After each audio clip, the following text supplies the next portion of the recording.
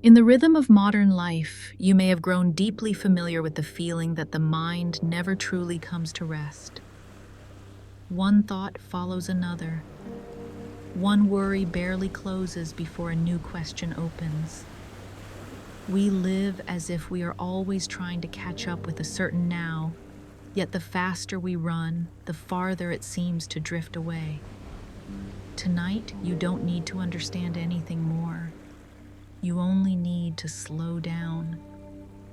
In this quiet space, we will gently step into a very soft journey, not to search for answers, but to listen to an idea that may calm the mind. What if the present does not exist in the way we have always assumed? The speed of light, a number that seems cold and indifferent in physics, unexpectedly opens a tender perspective that time can slow, that space can contract, and that now is not a shared moment for everyone. As Albert Einstein once wrote, people like us who believe in physics know that the distinction between past, present, and future is only a stubbornly persistent illusion. When this thought is told in a slow, deep voice, it no longer feels unsettling. It becomes a quiet whisper you do not need to rush to be anywhere at all. Just be here, in this moment, and allow your mind to rest. When the speed of light is first mentioned, it usually appears as a cold number in a textbook, a precise objective value that seems to have nothing to do with the inner life of a human being. It is read quickly, then left behind like so much other knowledge we once learned enough to know but not enough to feel. And perhaps that is why we rarely pause to ask, what does such a number truly say about the world we are living in and about ourselves? But if you allow yourself to slow down a little, if you are not in a hurry to understand but simply to listen, the speed of light begins to reveal another face. No longer a rigid physical fact, but a deep doorway leading straight into the structure of reality itself. For when the human mind approaches that limit, not with the body, but with thought, things that once seemed obvious begin to feel fragile. Time no longer flows evenly, space no longer remains fixed, and the present, the thing we believed we were holding in our hands, starts to dissolve like thin mist in the morning light. Perhaps you have felt tired of time before, not because it moves too fast or too slowly, but because it always seems out of step with you. When you want to hold on to a peaceful moment, it disappears. When you wish a worry would pass, it stretches on. We live with the feeling that there is a now we must catch, or else we will miss something important. Yet the speed of light quietly asks a very different question. What if now was never something shared by everyone at all? When physicists realized that light always keeps the same speed for every observer, no matter how they are moving, something strange had to follow. If light does not change, then time and space themselves must change to adapt. Time begins to slow for objects in motion. Space contracts along the direction of that motion, and events that one person calls simultaneous appear out of sync to another. The present, the moment we thought was absolute, suddenly becomes something dependent on position and movement. At first, the mind may resist this, but when you look more deeply, it carries a surprisingly gentle quality. Because it tells us this, no one is being left behind by time. There is no single cosmic clock pushing all of us to step forward together. Each person, in the most basic physical sense, is living within their own rhythm of now. And that is not an error, it is the nature of the universe. Philosophy sensed this fragility of time long before modern physics existed. Marcus Aurelius wrote in Meditations, "Do not act as if you had 10,000 years to throw away. Death stands at your elbow. These words were not meant to inspire fear, but to remind us that time is not a solid current we can lean on. It is something we touch only in fleeting moments. Yet the physics of the speed of light goes even further. It suggests that those moments are not uniform across people, motions, or perspectives. When this idea is told slowly in the night, it no longer feels like an intellectual shock. It becomes a permission. Permission to release the pressure of being on time. Permission to stop measuring your pace against someone else's. Because if now does not exist as a shared entity, then feeling slower, out of sync, or not yet ready may not be a failure at all. Fyodor Dostoevsky in The Brothers Karamazov once let a character say, "The mystery of human existence lies not in just staying alive, but in finding something to live for." In its own quiet way, the speed of light leads us back to the same question. When time is no longer absolute, what makes a moment meaningful? Not because it happens at the right time, but because it is fully felt. Perhaps that is why when we look up at the night sky, the light of the stars feels both distant and intimate. That light left its star long before it reached your eyes. You are not seeing the universes now, but many different slices of time layered together in awareness. The universe does not offer us a single present. It offers a tapestry woven from countless pasts existing side by side. Albert Einstein once wrote in a famous letter after a close friend passed away, "People like us who believe in physics know that the distinction between past, present, and future is only a stubbornly persistent illusion. Read through the lens of the speed of light, this no longer sounds cold. It feels like a deep consolation. If past, present, and future are not absolutely separate, then what we have lost may not be entirely gone. And what we fear in the future may not need to be carried right now." In this slow, quiet space of storytelling, the speed of light no longer shatters intuition to unsettle us. It shatters in order to soften our idea of time, to soften the urge to control everything, and to soften the fear that we are somehow out of rhythm with life itself. If you are listening to these words at night, you do not need to understand all of them. You only need to let them pass through you the way light passes through space, without rushing, without forcing. In a universe where now does not exist as we once believed, perhaps the safest thing you can do is to allow yourself to rest. As this journey continues to drift slowly forward, you may have begun to sense something quietly unusual. Not the excitement of discovery, but a subtle feeling of loss taking shape. Not loudly, not dramatically, just the sense that something deep within us is being asked to let go. Human beings have long lived on promises. We grow up with the vision that one day we will go farther, faster, higher. That technology will solve our limitations.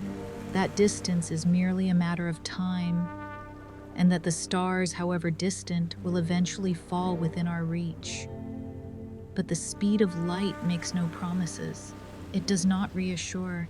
It simply quietly tells the truth, and that truth can feel disorienting at first, that even with the sharpest intelligence, with the most refined technology, we may never touch the stars in the most literal sense. Not because we are not smart enough, not because we have not tried long enough, but because the universe in its most fundamental structure is woven this way.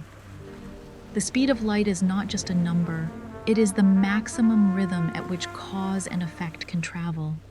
It says that every message, every movement, every meeting must accept the delay built into existence itself. And when distances grow large enough that delay is no longer an inconvenience, it becomes a wall that cannot be crossed. This is where the mind often resists, because modern humans are accustomed to believing that all limits are temporary. If we cannot do something today, we will do it tomorrow. If we have not arrived yet, we simply need to move faster. But the speed of light introduces a boundary that belongs not to engineering but to the nature of reality itself. And here philosophy begins to speak, not to argue, but to transform that sense of loss into a gentler understanding. Friedrich Nietzsche once wrote in Twilight of the Idols, "He who has a why to live can bear almost any how."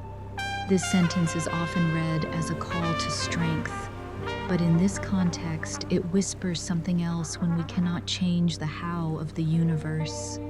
The only question that remains is why we live within those limits. Not being able to reach the stars does not have to be a failure.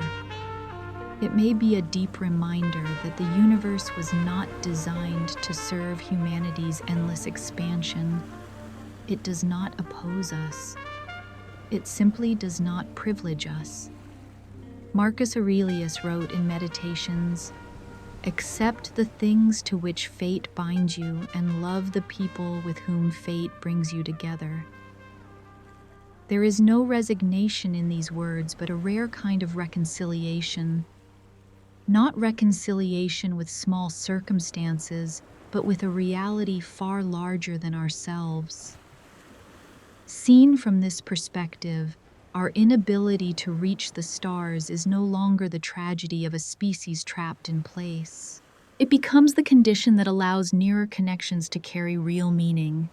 If everywhere were reachable, then nowhere would truly be here.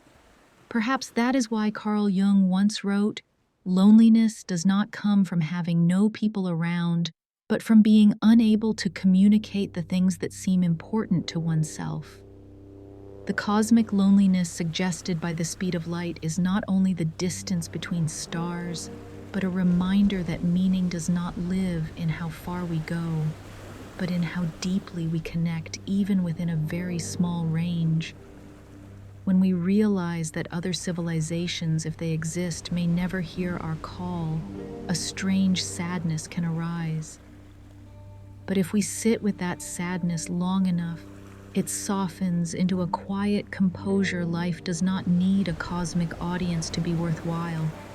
At night, when these thoughts are told slowly, they no longer feel heavy like limitations. They become gentle boundaries, like a shoreline where the ocean stops, not because it is weak, but because it has chosen that form. Not reaching the stars is like not being able to live every life, not being able to love every person, not being able to experience every possibility. Limits are not a design flaw. They are what allow experience to have depth. Albert Einstein once wrote, "The most beautiful thing we can experience is the mysterious." And perhaps it is precisely because the stars remain forever out of reach that they retain that beauty. They do not become destinations. They become directions. As you lie here listening to these words, you may not need to mourn what you cannot attain. For in a universe where not everything is meant for us, the chance to be present, however brief, however limited, is already something rare. And when we stop seeing limits as failures, the mind begins to loosen, no longer needing to stretch toward the infinite, no longer chasing a future too far away. Only a quiet space remains, just wide enough for you to stay with yourself in a vast universe where the point is not to reach the end, but to be allowed to rest. After touching that faint sense of loss, the loss of what cannot be reached, this journey steps back once more, not to go farther, but to look into a very ancient belief that human beings once held tightly for thousands of years. There was a time when light was believed to arrive instantly. No delay, no slowness, no need for time. That belief did not come from naivete. It came from deeply human experience. When you light a lamp in a dark room, the room brightens at once. When lightning tears across the night sky, you see the flash before you hear the thunder. There is no delay large enough to be felt. And from this, the mind reaches its most natural conclusion. Light does not travel, it simply is. In the world of intuition, this made perfect sense. And Aristotle, whose authority in ancient Western thought was nearly absolute, formalized that intuition. For him, light was not an object moving from one place to another, but the immediate state of a medium once it had been activated. No journey, no waiting time, only presence. What matters here is not whether Aristotle was right or wrong. What matters is how long this idea endured. For more than 2,000 years, instantaneous light was not merely a scientific hypothesis. It became an unconscious foundation for how humans understood the world. And within that foundation lay a deep comfort. If light arrives instantly, then distance does not truly divide. If light requires no time, then everything remains in principle within reach of perception.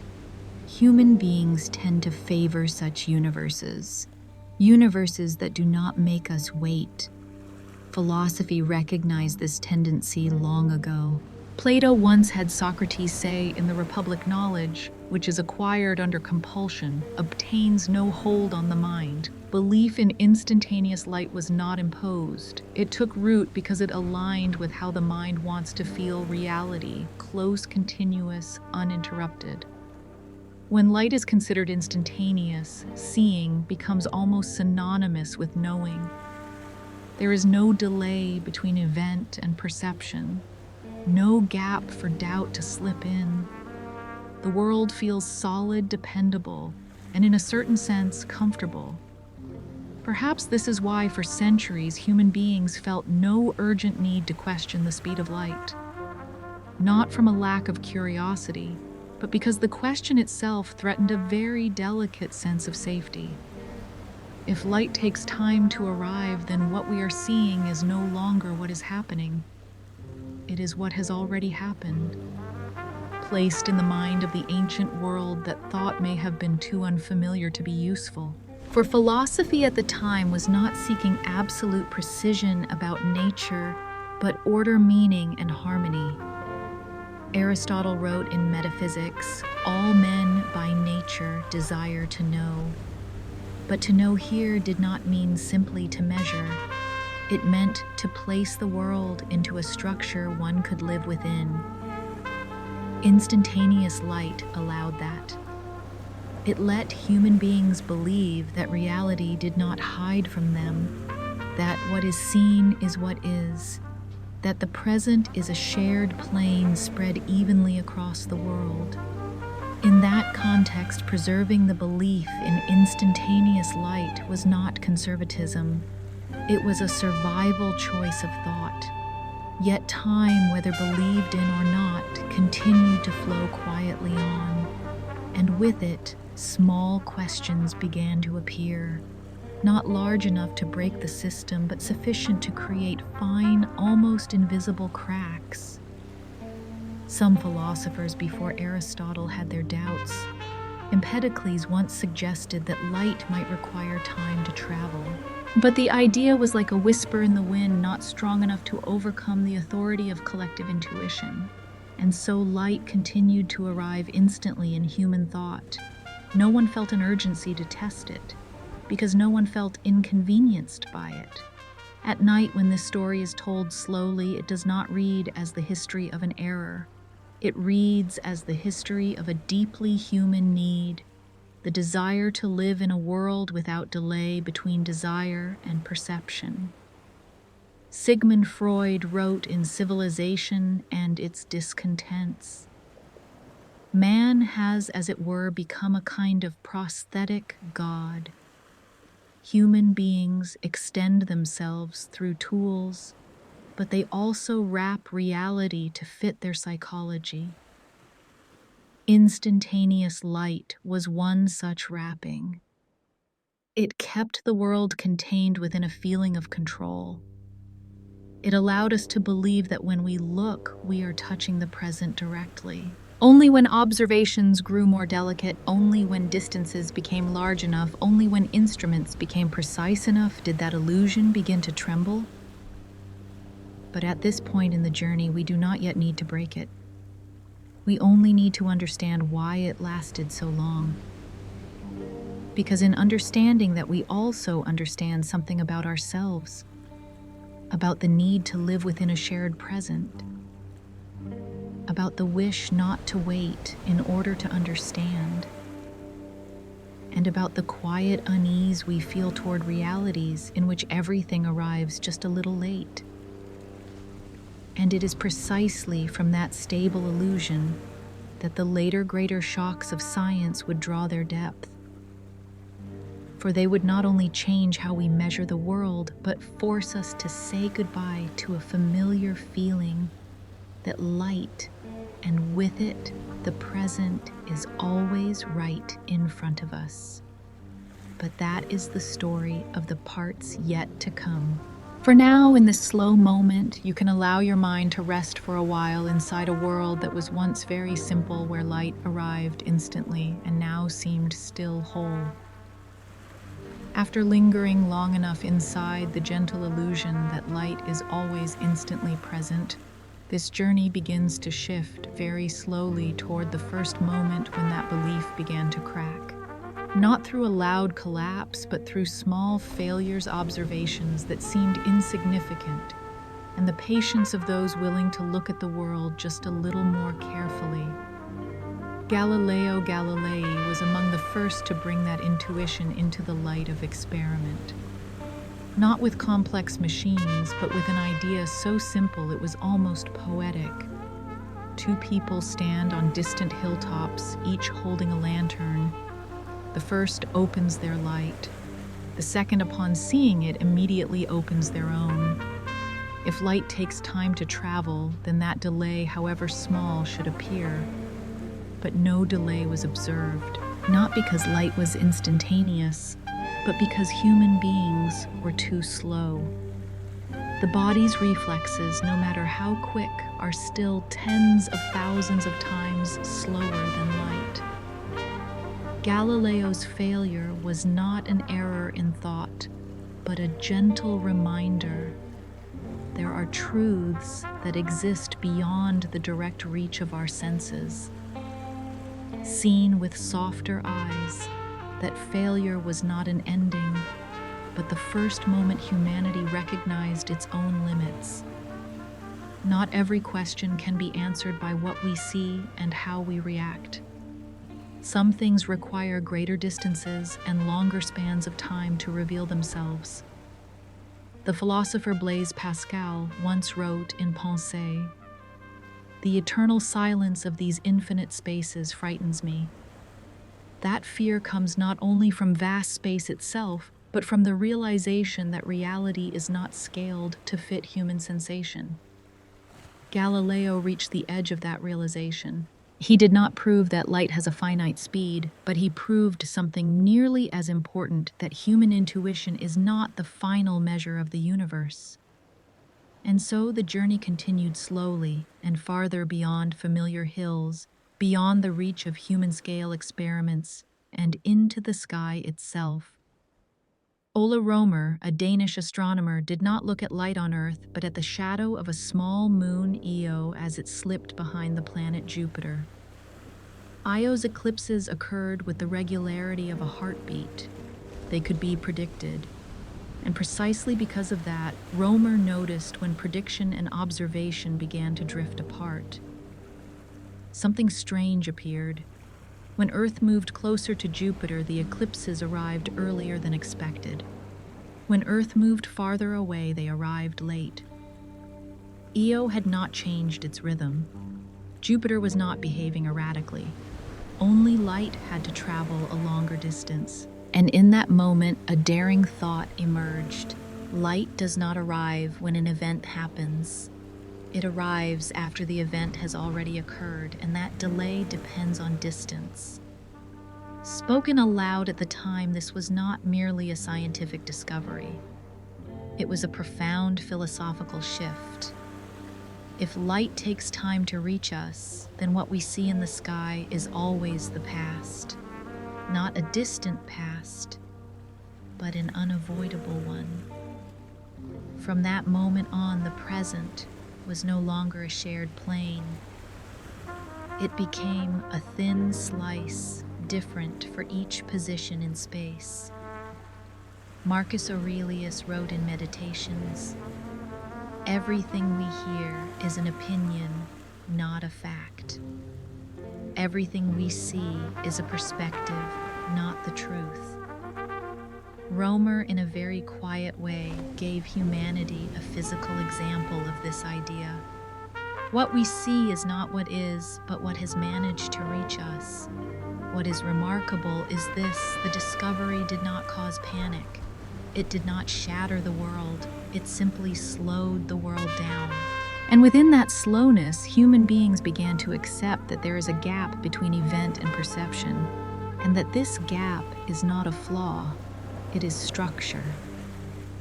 Carl Jung once wrote in The Undiscovered Self, "The pendulum of the mind oscillates between sense and nonsense, not between right and wrong. Finite light placed the human mind squarely within that oscillation between what feels certain and what must be contemplated." Galileo failed because human reflexes were too slow. Romer succeeded because the universe was vast enough. One looked at the limits of reaction, the other looked at the magnitude of distance.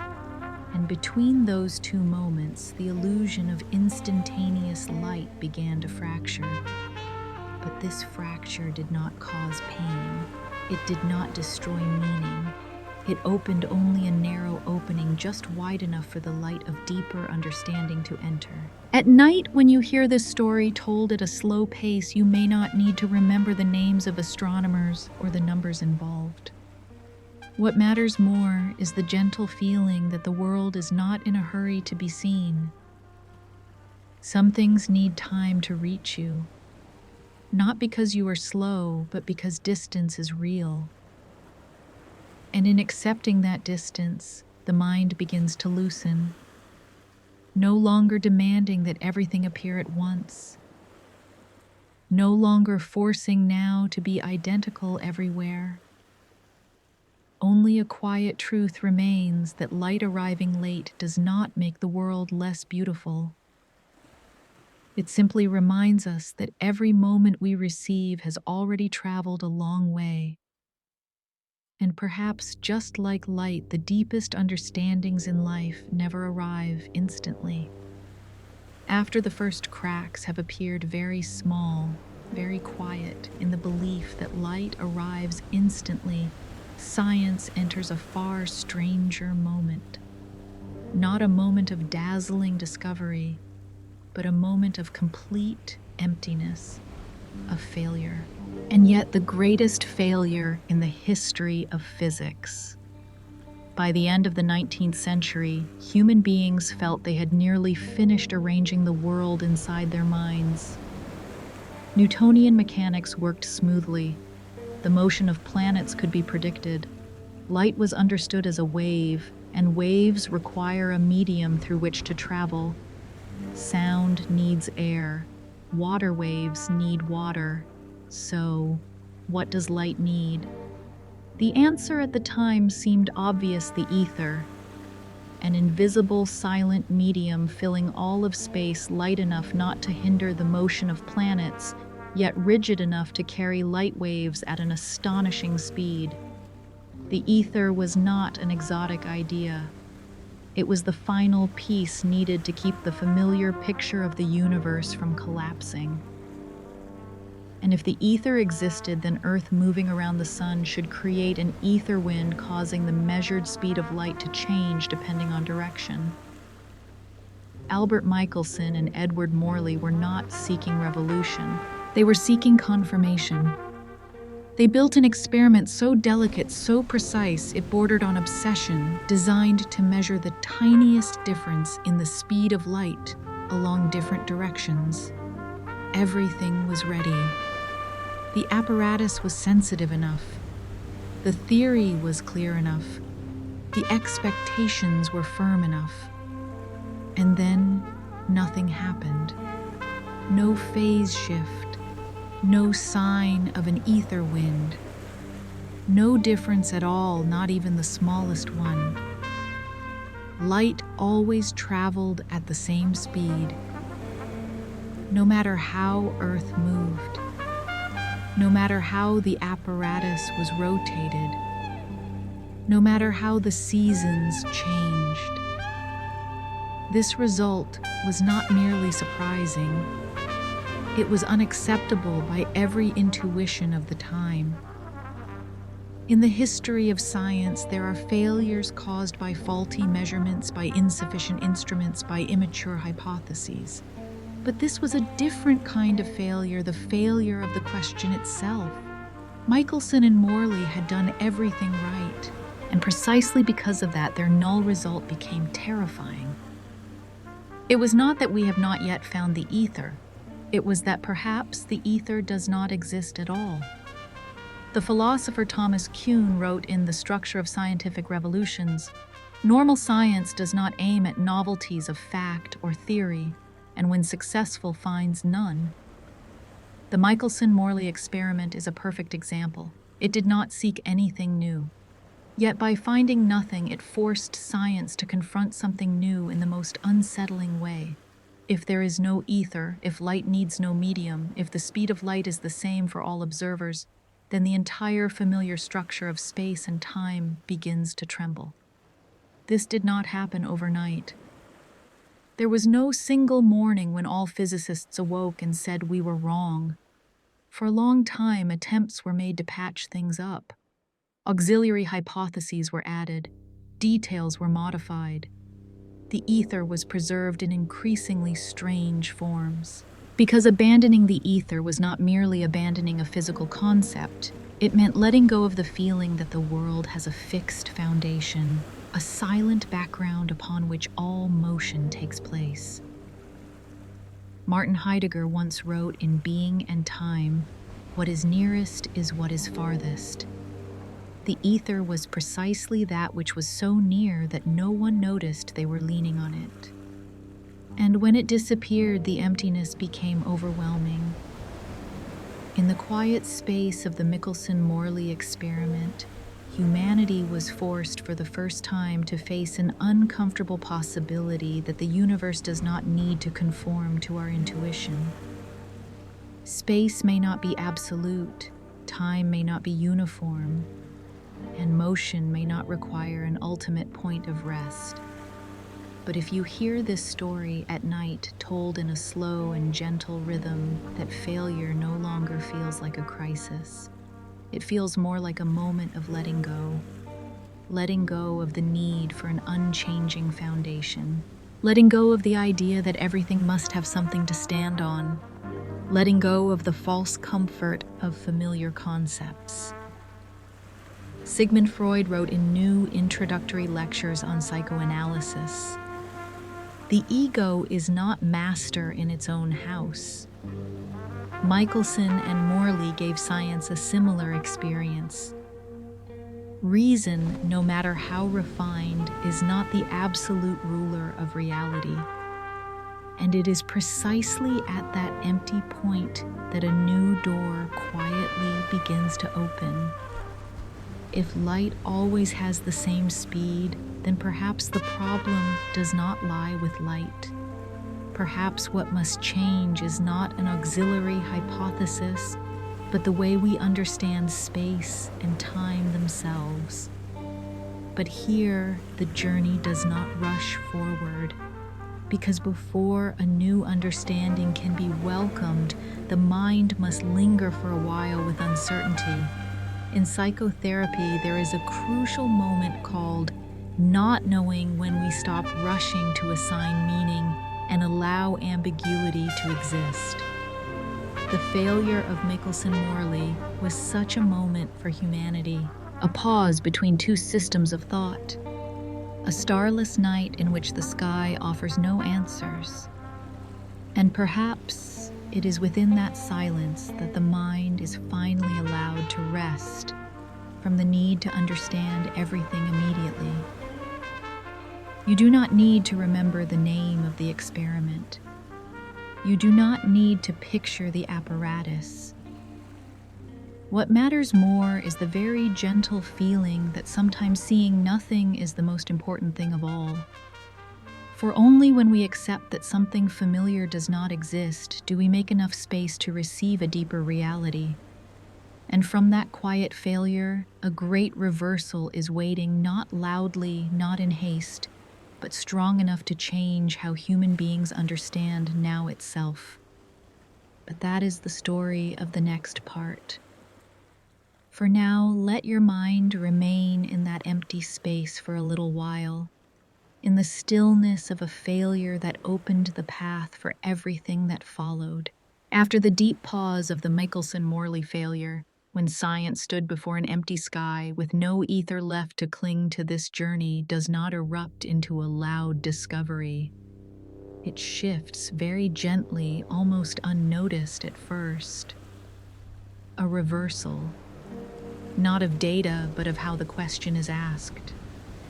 Albert Einstein did not begin by fixing the experiment. He did not try to find a subtler ether, nor did he patch the theory with additional auxiliary hypotheses. He did something simple and therefore daring. He trusted the result. If light always has the same speed for every observer in every direction, then perhaps the problem is not with light. Perhaps it is space and time themselves that must change.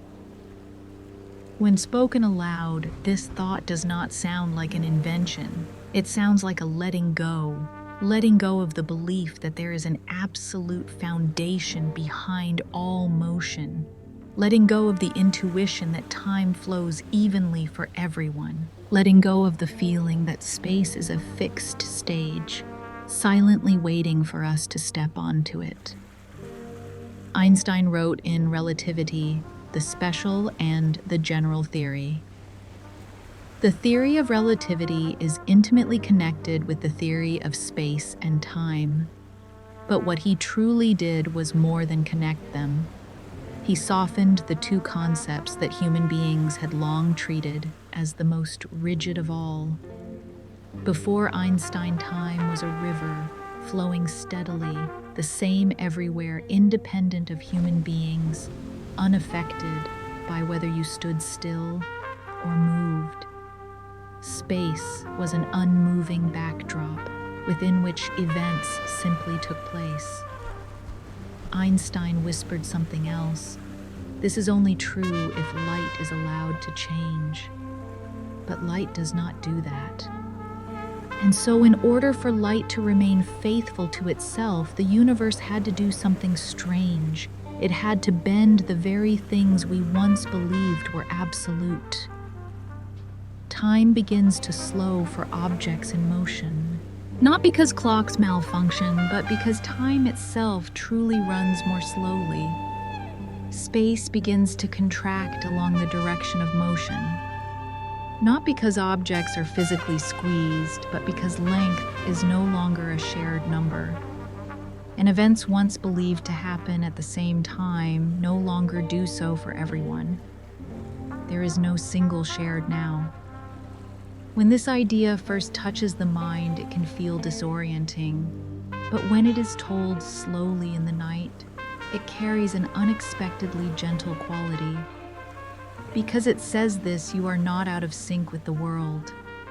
You may simply be living within a different rhythm of time. Philosophy had long sensed this fragility. Immanuel Kant wrote in Critique of Pure Reason, "Time is not something which exists of itself, or which inheres in things as an objective determination." Einstein, through physics, gave this sentence a measurable form. But what truly sets Einstein apart is not only his conclusion, but his attitude toward paradox. From a young age, he was haunted by a simple question. What would happen if we ran alongside a beam of light, if we reached the same speed as it would light stand still before our eyes? Maxwell's equations said this was impossible. There is no such thing as stationary light. There are no motionless electromagnetic waves, so perhaps no one can ever run alongside light. And if no one can catch up to light, then there can be no privileged frame of reference, no absolute state of rest against which all motion is measured. All motion is relative. There is no center. There is no final foundation. Friedrich Nietzsche wrote in Beyond Good and Evil, "There are no facts, only interpretations." Einstein did not turn physics into relativism, but he showed that even quantities we thought were purely objective depend on perspective. This has a strange consequence for the human mind. If there is no shared time, if there is no absolute space, then we are no longer forced to live by a single rhythm. Your slowness is not a failure. Someone else's speed is not a standard. They are simply different trajectories within the same universe. Carl Jung wrote in Modern Man, "In search of a soul, hurry is not of the devil. Hurry is the devil." In the light of Einstein's insight, this line gains another layer of meaning. Hurry is not merely a psychological habit. It is the illusion that there is a single now we must keep up with. When Einstein reversed the problem, he did not only resolve a physical crisis, he inadvertently offered humanity a gentler way to be present. No longer living as if time were flowing past us, no longer fearing that we are being left behind. For behind that relative view, there is no behind at all, only different timelines coexisting without judging one another. In therapy, there is a crucial moment when we realize that the problem is not that we have gone the wrong way, but that we have chosen a frame of reference that does not fit who we are. Einstein did the same thing with the universe. He did not fix light. He changed the frame. And perhaps that too is a very gentle invitation for you as you lie here listening to these slow-moving words. If time feels heavy, perhaps you do not need to run faster. Perhaps you only need to stand still within your own frame of reference. In a universe where light never changes, it is the flexibility of space and time that creates room for every form of existence. And from that quiet reversal, even deeper consequences are waiting not to unsettle us, but to remind us that reality becomes softer the moment we stop trying to hold it still. After the quiet moment in which Einstein reversed the way the question was asked, not by fixing light, but by softening space and time, the universe did not collapse. It shifted, very gently, yet deeply enough to shake the foundations of every familiar intuition. 3 consequences emerged, not like loud discoveries, but like 3 low sound waves slowly rippling through human thought. Each wave carried a shock, not to destroy, but to force us to see reality with different eyes. The first shock time dilates. Time which we had long believed to flow evenly turns out not to pass the same way for everyone. When an object moves fast, its time slows down relative to someone at rest. Not in feeling, not in perception, but in the physical structure itself. A moving clock truly ticks more slowly. Heard too quickly, this idea can feel confusing, but allowed to drift slowly, it carries a strange comfort. Because it says this, your exhaustion is real. The heaviness of time you feel is not merely psychological. In a very deep sense, time is always bound to how you are moving through life. The philosopher Henri Bergson once wrote, "In Time and Free Will, time is invention or it is nothing at all." Einstein did not deny time. He showed that time is not a rigid mold imposed on all existence. It is woven differently for every journey. The second shock follows immediately. Soft as a sigh, space contracts. When an object moves fast, its length along the direction of motion becomes shorter than when it is at rest. Not because the object is crushed or deformed, but because length itself is no longer absolute. Space, which we thought was a solid foundation, turns out to be flexible, pliant, willing to change in order to keep faith with light. Seen through everyday eyes, this may seem unrelated to us, but in the slow cadence of night, it touches something deeply familiar. The feeling that the world sometimes grows tighter when we move too quickly through it. When we rush, our living space shrinks. Not because the room becomes smaller, but because we no longer have enough time to be inside it. Martin Heidegger wrote in, "Being and time is not a thing, thus, nothing which is, and yet it remains constant in its passing away." Space, in the light of relativity, shares the same fragility. It is not something simply there. It is a mode of relation. And then the third shock, perhaps the deepest and yet the gentlest if we do not resist it. Simultaneity is no longer absolute.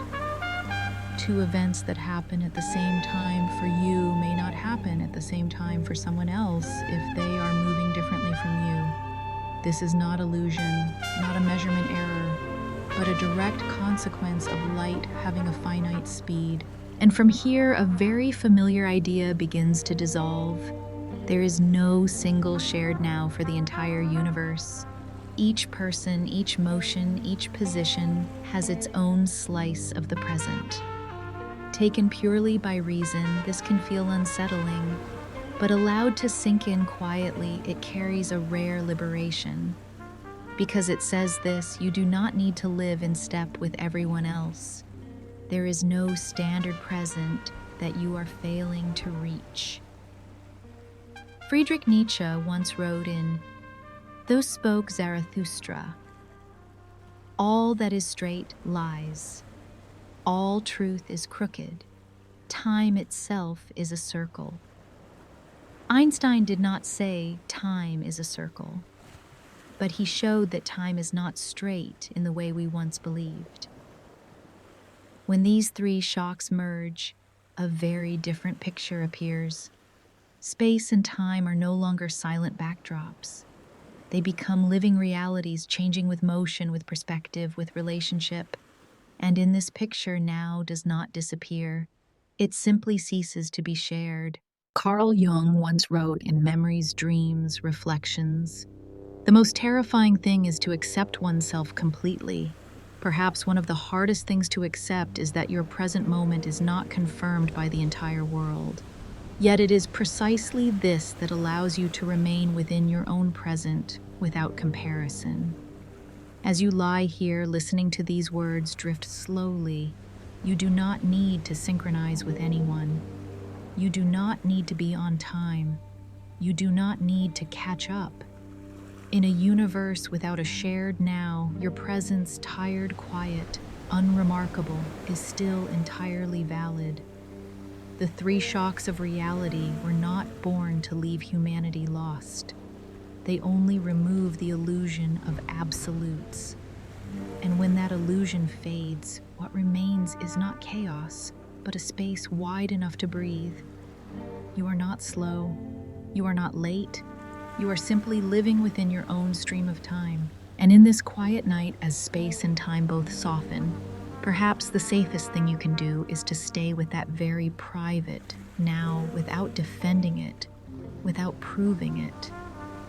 Just let it drift.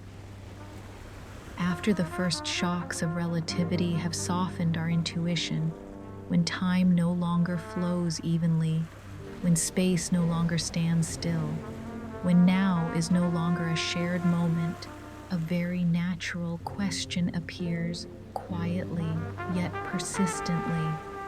Are all of these ideas merely beautiful philosophy, or does the universe truly operate this way?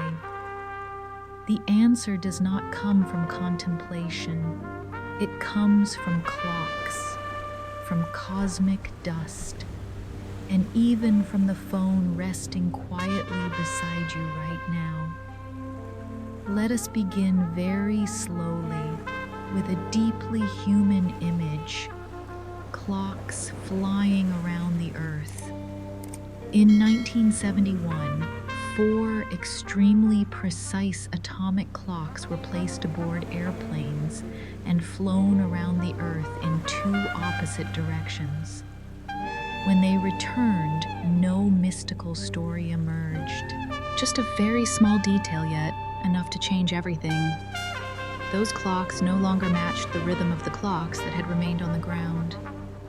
Not because they were broken, not because of vibration, but because they had moved. Time on the airplanes had passed differently from time on the ground. No human sense could perceive that difference. But numbers do not lie.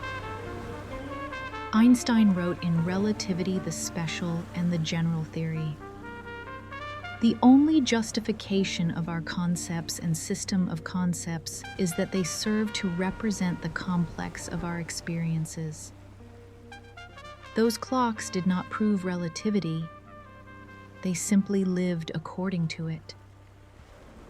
Then came another piece of evidence from particles that are almost invisible muons.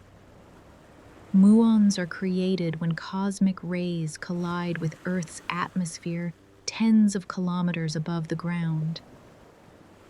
By every classical intuition, they should not live long enough to reach the surface. Their lifetime is too short. The distance is too great. And yet, they arrive. Not a few, but many. As if the universe, after the quiet evidence has spoken, when clocks truly fall out of sync, when fragile particles outlive their expected fate, when the positioning system of an entire planet must bow to relativity, a boundary comes into view. Not loudly, not in the shape of a wall, yet impossible to cross. It is the limit of the speed of light. Not as a failure of technology, not because engines are not powerful enough, not because human intelligence is still immature, but because the very structure of the universe does not allow it. No object with mass can reach the speed of light. Heard quickly, this statement can feel like a refusal, as if the universe were closing a door right in front of humanity's dream of reaching farther. But in the slow rhythm of night, when we are not trying to conquer but simply listening, the sentence carries a different tone. It does not say, "You cannot." It says, "This is how things are." As an object with mass accelerates, its energy increases. But that energy does not only make it faster, it makes the object heavier in the way the universe responds to it.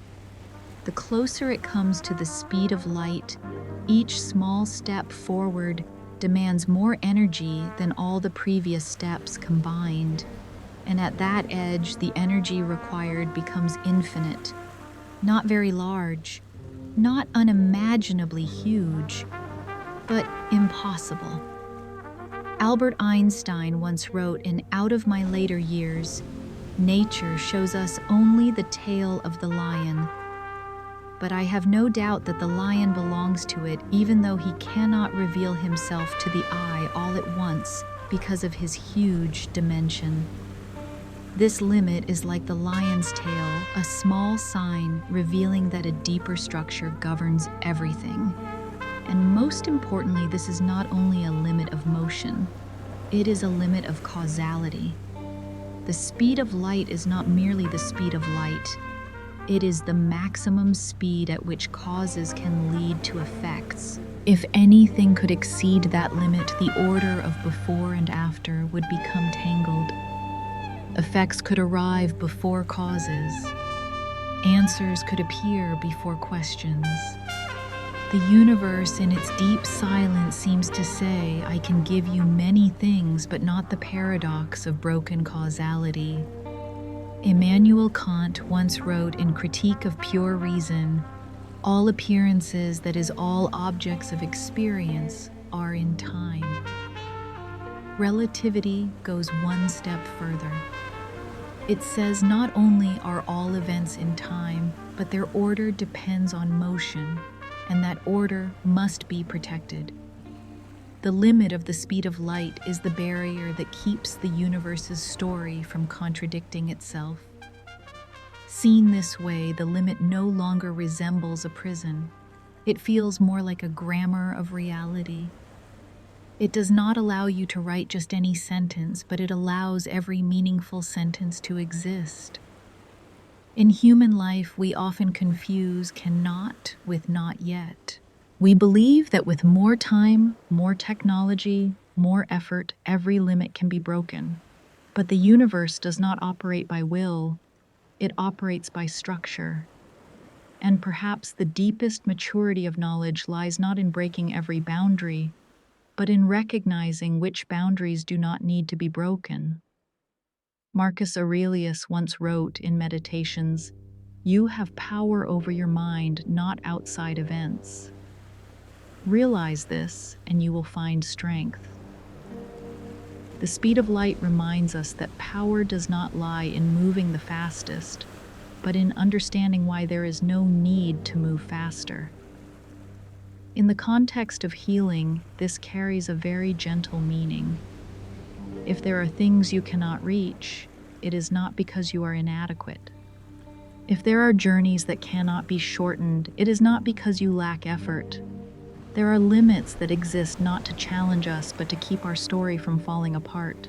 The universe does not allow matter to reach the speed of light, because if it did, there would be no after to return to. No waiting, no consequence, no meaning of process.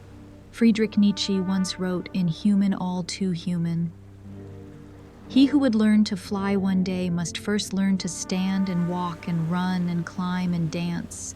And yet he also understood that not everything is meant to fly. This limit, seen from very far away, can make the universe feel cold, but seen up close, it creates rhythm. There is distance, there is waiting, there is time for meaning to take shape.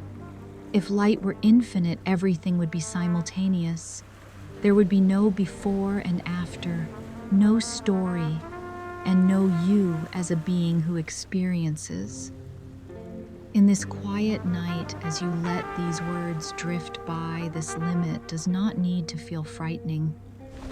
It is only a soft reminder you do not need to go everywhere. You do not need to cross every threshold. You do not need to run faster than the structure of life itself. Some distances exist not to block us, but to keep relationships meaningful.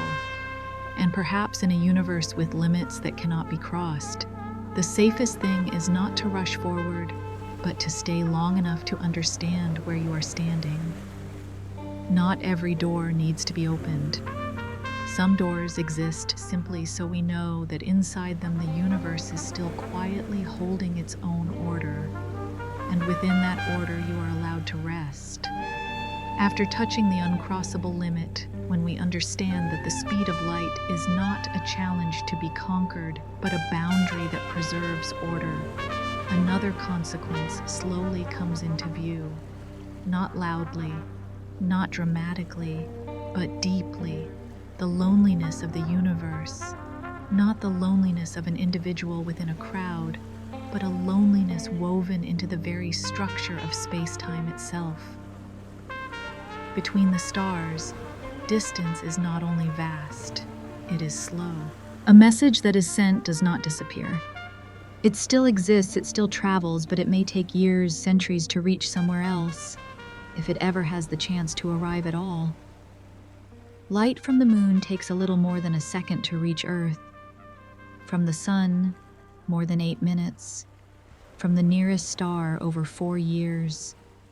And for most of the universe, there are rays of light that will never reach us, even though they began their journey at the dawn of time. Not because the light is weak, not because space is empty, but because the universe is expanding, and those distances are opening faster than light can cross them. In a very real sense, there are places in the universe that have existed and still exist, yet lie beyond any possibility of contact with us. Blaise Pascal once wrote in Pensées, "The eternal silence of these infinite spaces frightens me. That fear does not come from darkness, but from a silence stretched toward infinity." And if life is not rare, if the universe truly teems with other civilizations, that does not necessarily bring comfort. For each civilization may be an isolated island, seeing the light of others, yet never able to touch them. Two civilizations may coexist within the same galaxy, separated by a few thousand light years. A message sent today would arrive there when both have changed beyond recognition or have already vanished. Any conversation, if it exists at all, is never a dialogue, only delayed monologues echoing through the dark. Albert Camus wrote in The Myth of Sisyphus, "The absurd is born of this confrontation between the human need and the unreasonable silence of the world. The absurd does not lie in the vastness of the universe. It lies in the fact that the universe does not answer. And within that silence, human beings learn to ask a different kind of question. Perhaps we are not lonely because there is no one else, but because everyone is too far away to be reached. Heard too quickly, this thought can feel cold, but allowed to drift slowly through the night, it carries a gentle truth. That your presence here right now is something rare, not because you are special, but because all presence is rare in a universe where connection is a luxury." Marcus Aurelius once wrote in Meditations, "Live with good people or learn to do without them." The universe seems to have chosen the latter not as punishment, but to see whether meaning can arise even within distance. Cosmic loneliness is not a sentence. It is a consequence of causality having a finite speed. Because of that limit, events do not collapse into one another. Because of that distance, each civilization is given time to become itself. If everything were close, everything would blur together. No difference, no story. By keeping its islands far apart, the universe allows diversity to exist. Friedrich Nietzsche once wrote in Thus Spoke Zarathustra, "One must still have chaos in oneself to be able to give birth to a dancing star." Perhaps distance, too, is a necessary form of chaos, so that stars may dance to their own rhythms. In the context of healing, this idea can soften a very familiar sadness, the feeling that no one truly understands you. If even civilizations are separated by space-time itself, then misunderstanding is no longer a personal failure. It is a basic condition of existence. And strangely, it is within that condition that small connections become precious.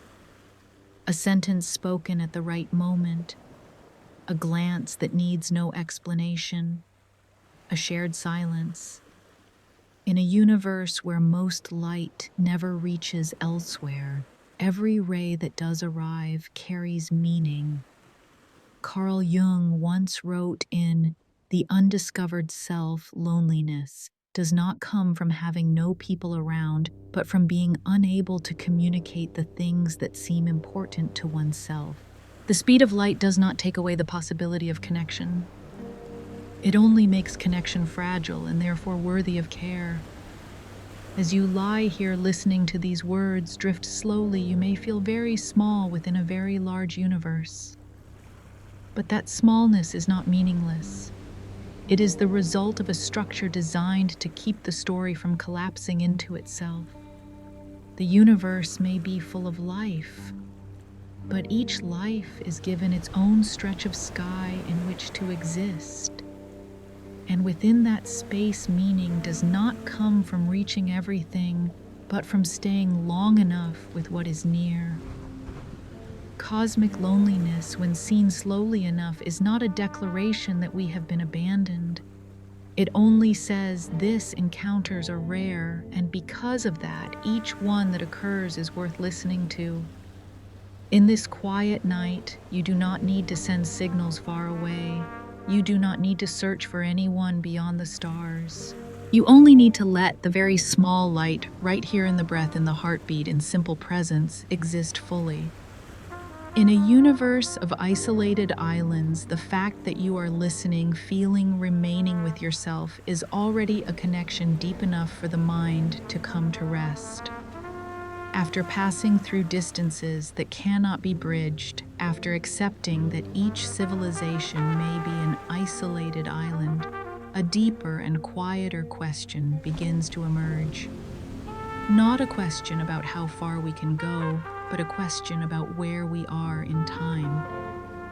If there is no single shared now for the entire universe, if different observers can disagree in a completely legitimate way about what is happening at this very moment, then what is the present, or more precisely, does the present truly exist in the way we feel it does? This idea does not come from poetry. It does not arise from vague speculation. It comes from a stark consequence of relativity. Simultaneity is relative. Two events may be at the same time for you, yet not at the same time for someone else if that person is moving differently from you. No one is wrong. No one is mistaken. There is no cosmic clock somewhere to decide who is correct. And from here, a philosophical door opens very slowly. If now is not a shared slice of reality, then is the boundary between past, present, and future truly clear? Albert Einstein, in a letter to the family of his close friend Michel Besso after Besso's death, wrote, "People like us who believe in physics know that the distinction between past, present, and future is only a stubbornly persistent illusion." This was not a sentence meant to shock. It reads more like a tired sigh written after a lifetime of thought. Einstein did not deny human experience. He only said this: the deepest structure of reality does not privilege the moment we call the present. From here, the idea of the block universe slowly takes shape. In this view, all of space-time exists as a complete four-dimensional whole. Every event from the first moment of the universe to the final breath of some living being is already there. There is no flowing river of time, only slices of consciousness moving through a structure that is already complete. We do not travel from past to future. We experience different regions of the same block of existence. Baruch Spinoza wrote in Ethics, "Nothing in nature is contingent, but all things are from the necessity of the divine nature determined to exist and act in a definite way." Though Einstein did not follow Spinoza's theology in a traditional sense, he shared a closely related intuition that reality is not created moment by moment, but exists as an integrated whole. Heard by a tired mind, this idea can provoke anxiety. If the future is already there, where does our freedom reside? But when the thought is allowed to move more slowly, it carries a strangely gentle consolation, because it suggests this: no moment is ever truly lost. What you call the past has not vanished. It simply no longer lies within your current slice of awareness. Moments of happiness, times of wholehearted love, very quiet evenings you once believed had slipped away. Seen through the lens of the block universe, they are still there, not erased, not devoured by time, They are simply no longer on the present path of consciousness. Carl Jung wrote in the Red Book, "Time is not linear. It is a circle, a spiral, a returning." Though Jung spoke in symbolic language, he touched the same unease that human consciousness experiences time differently from the deep structure of reality. In everyday life, we live as if the present is the only thing that truly exists. The past is dead, the future not yet born. But relativity unsettles this assumption. It does not say your feeling is wrong. It only says your feeling is not the whole story. If two people standing side by side can disagree about what is happening right now in a distant galaxy, how can we insist that only one now is real? The philosopher Hilary Putnam wrote in his essay Time and Physical Geometry, "It is only if we are prepared to regard all points of space-time as equally real that we can make sense of relativity." In other words, to avoid contradiction, we are compelled to accept that past, present, and future coexist not according to our experience, but according to the structure of the universe. This does not render life meaningless. It simply shifts how meaning is understood. Meaning no longer lies in creating moments from nothing. It lies in which part of the space-time block consciousness is illuminating. Seen this way, the anxiety about being slow, late, or out of step begins to soften. No moment is left behind. No moment is hurried away. All moments simply occupy different locations within the structure of existence. Marcus Aurelius wrote in Meditations, "Do not act as if you had 10,000 years to throw away. Death stands at your elbow. But read again through the light of the block universe. This line no longer sounds like a threat.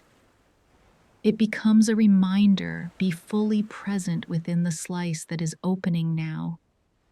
Not because it is the only real moment, but because it is the only moment you are experiencing." In the context of healing, the idea that there is no absolute present can become a place of rest. You do not need to cling to the present. You do not need to fear its passing. You do not need to panic about time. The present is not under threat. It simply does not possess exclusive rights to existence. And perhaps what truly exhausts us is not the passage of time, but the fear that if we do not hold tightly, everything will disappear. The block universe whispers the opposite: nothing truly disappears. Only consciousness moves quietly along. In this quiet night, when you do not need to go anywhere, when you do not need to become anyone else, this thought may allow the mind to soften. You are not trapped in the present. You are passing through a portion of eternity. And that portion, however small, still deserves to be lived slowly, to be felt, to be left undisturbed. There is no shared now for the universe, but there is a very private now opening for you. And so, without needing to debate what time truly is, you can simply allow it in its softest form to carry you gently into stillness. After completing a very long circle from dry numbers to uncrossable limits, from the loneliness of the stars to the idea that now is not absolute, we return to a very quiet question. In the end, what is the speed of light to human beings? A wall or a gift? At first glance, it feels like a refusal. It does not allow us to go faster. It does not allow us to reach everywhere. It does not allow us to answer every question within a single lifetime. But if we pause long enough, if we do not rush to resist, another truth slowly appears. The speed of light does not take meaning away, it preserves meaning. For without that limit, everything would be simultaneous. cause and effect would collapse into one another. There would be no before leading to after. No story, no process, no experience. The universe would not fall apart in loud chaos.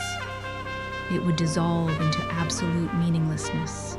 By slowing every connection, the speed of light protects causality, that fragile order which keeps reality from contradicting itself. Immanuel Kant once wrote in Critique of Practical Reason, "Two things fill the mind with ever new and increasing admiration and awe, the starry heavens above me and the moral law within me." Perhaps what makes the starry heavens so astonishing is not only the number of celestial bodies, but the fact that they cannot touch one another arbitrarily. Distance is not hostility. Distance is the condition of order, and it is precisely through that order that slow creatures like us can come to understand a universe far beyond our senses. Consider this: we cannot feel time dilation. We cannot see space contract. We cannot intuitively grasp the absence of an absolute present. But because the speed of light is finite, these effects become measurable. And because they are measurable, they become understandable. Albert Einstein once wrote in Ideas and Opinions, "The most incomprehensible thing about the universe is that it is comprehensible. That comprehensibility is not guaranteed. It is a gift." If the universe allowed every speed, every influence, every instant connection, there would be nothing for thought to hold on to. We can only understand what has structure. And in this world, that structure is woven around a single number, the speed of light. This limit was not created to challenge us. It does not say, "Prove yourself." It says, "Slow enough to make sense." In human life, we are often afraid of limits, afraid of not having enough time, afraid of not being fast enough, afraid of not becoming in time. But the universe, in its ancient silence, offers a very gentle lesson, meaning requires delay. If every answer arrived instantly, it would no longer be an answer. If every place were reachable, no place would remain a journey. Marcus Aurelius once wrote in Meditations, "Nature does nothing uselessly." Perhaps the greatest limit of the universe is not excess, it is necessity itself. Because of the speed of light, we have the night sky where light from a distant past slowly reaches our eyes, carrying the history of stars. Because of the speed of light, we have memory, for memory too requires distance, so it does not drown the present. Because of the speed of light, we have sleep, because the mind needs a slower rhythm to release control. Carl Jung once wrote in The Archetypes and the Collective Unconscious, "In all chaos there is a cosmos, in all disorder a secret order. Limits do not erase chaos, they shape it so that meaning can emerge."